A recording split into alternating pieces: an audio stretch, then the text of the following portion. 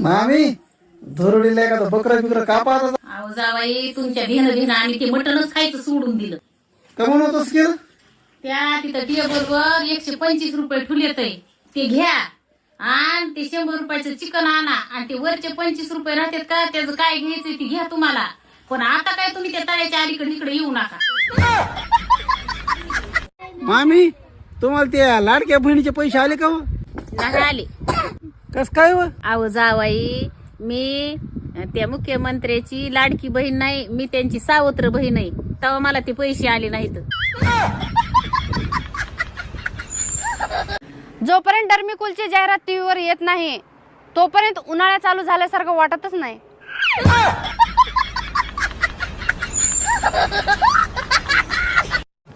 अहो तुम्ही मॅगी खाणार आहे का? नाही नाही.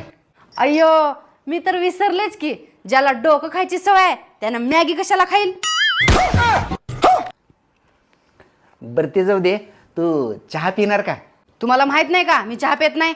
होय की, ज्याला रक्त प्यायची सवय त्यानं चहा कशाला पिल.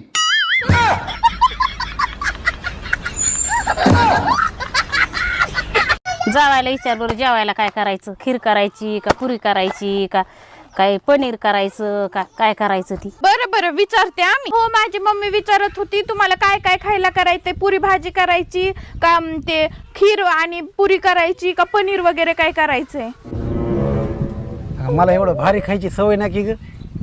त्यांना म्हणाव त्या खोराड्यातला एखादा कोंबडा बघा म्हणाव बापकाल्याला आणि तेवच खास का म्हणाव घेतो ऍडजस्ट करून. बरं बरं ठीक आहे.